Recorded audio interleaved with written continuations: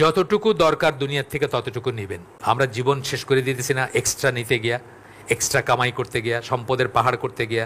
প্রয়োজনের জন্য যতটুকু কতজন আছে, ইভেন এইখানে যারা আছে আমরা শুধু প্রয়োজন মেটানোর জন্য কতটুকু করতেছি আমরা। এখানে একজন ভাই আছেন আমাদের, যিনি আমাকে নিজে বলছেন সরকারি চাকরি করেন এবং সরকারি চাকরির ডিউভাবে যে পয়সাটা আছে ওইখান থেকে ওনার কিছু বেঁচে যায়, উল্টা অনেক পয়সা দেয় সরকার তাকে, কিন্তু একসময় এটাকে এনাফ মনে করেন নাই। একসময় মনে হচ্ছে আরও চাই, আরও চাই, আরও চাই। যখন রিয়েলাইজেশন আসছে উনি নিজেকে লিমিটেড করছেন, আলহামদুলিল্লাহ বারাকা আসছে এবং উনি এখন বলতেছেন যে ওনার এখান থেকেও বাঁচে পয়সা। একই কথা আমাকে তালহা ভাই বলে গেছেন, নিশের অ্যাডিশনাল চিফ ইঞ্জিনিয়ার ছিলেন রোডস অ্যান্ড হাইওয়েজের। একেবারে তার পিওনের চেয়েও খারাপ ছিল তার লাইফের মানে স্ট্যান্ডার্ড যদি বলেন আপনি, খাওয়া দাওয়া পড়া তোলা কিছুতে কোনো সমস্যা নাই, তারপরেও তার রোডস অ্যান্ড হাইওয়েজের পিওনেরা হয়তো ওই যে হাসিনার পিওনের যেমন 400 কোটি টাকা, রোডস অ্যান্ড হাইওয়েজের পিওনেরা হয়তো কোটি টাকা আছে আর কি, সেই হিসাবে আমি বলতেছি আর কি। উনি আমার একদিন বলছেন, এনাম ভাই মানুষে করে সরকারি চাকরিতে চলে না, আমার তো দেখি প্রতি মাসে কিছু বাইচে যায়। আমি তো কোনো বুঝতেই পারতেছেন কীভাবে চলতেছে আমার, কিন্তু আমার তো দেখি প্রতি মাসে আরও উল্টা পয়সা থাকে। তো এইটাই আর কি, যে পৃথিবীতে যা দরকার হয় নেবেন, আপনার প্রয়োজন দেখে নেন, তাইলে দেখবেন কিন্তু আপনার এইটা কমে আসবে।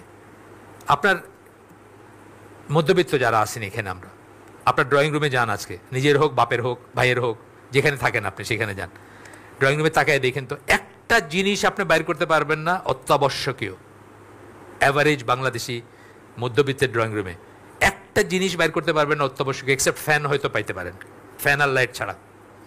আপনার দেখবেন সোফাটা কেনা হয়েছে, দেখতে কেমন লাগবে, আপনার আলমারিটা সাজানো হয়েছে শো পিস দিয়ে, দেখতে কেমন লাগবে। এই প্রত্যেকটা জিনিস বাহুল্য, কিন্তু এটার জন্য আপনি সুদ খাইছেন, নাইলে ঘুষ খাইছেন, নাইলে এক্সট্রা টাইম ওভার টাইম করছেন, বউরে সময় দেন নাই, বউ পরকিয়া করছে, অথবা একটা কিছু মানে অনাচার অবিচারগুলো বলতেছে। আসতেছে কই থেকে? আপনি যতটুকু দরকার তার ভিতর সীমাবদ্ধ করতেছেন না, কিন্তু আপনাকে আপনি আরও চাই, আরও চাই, আরও চাই থেকে আসতেছে। এই জন্য তাদের এই হাদিসটা মনে করা উচিত যে এমনভাবে বসবাস করবেন যেন আপনি একজন আগন্তুক। আগন্তুক বলছেন অপরিচিত, এটার পিছনে অন্য একটা কারণ আছে, আগন্তুকের একটা হাদিস আসবে পরে আমরা পড়ব।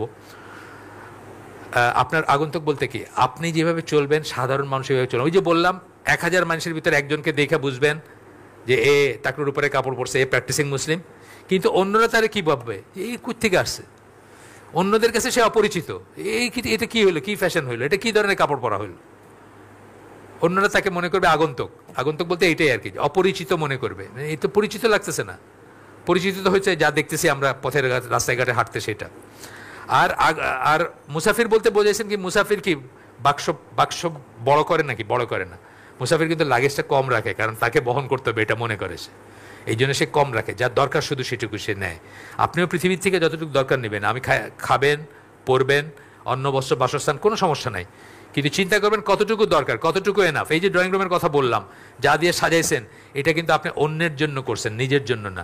অন্যকে ইমপ্রেস করার জন্য করছেন, অন্যের কাছে যেন দেখতে ভালো লাগে ড্রয়িং রুমটা, সেই জন্য করছেন।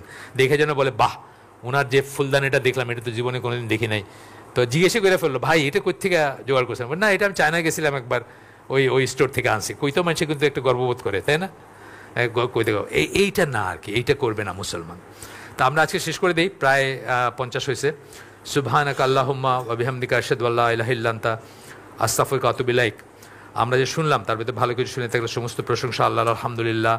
খারাপ কিছু শুনে থাকলে সমস্ত ব্যর্থতা আমার এবং সেটা শয়তানের তরফ থেকে। আল্লাহ আমাদেরকে তৌফিক দেন যে ভালো শুনলাম তার উপর আমল করার।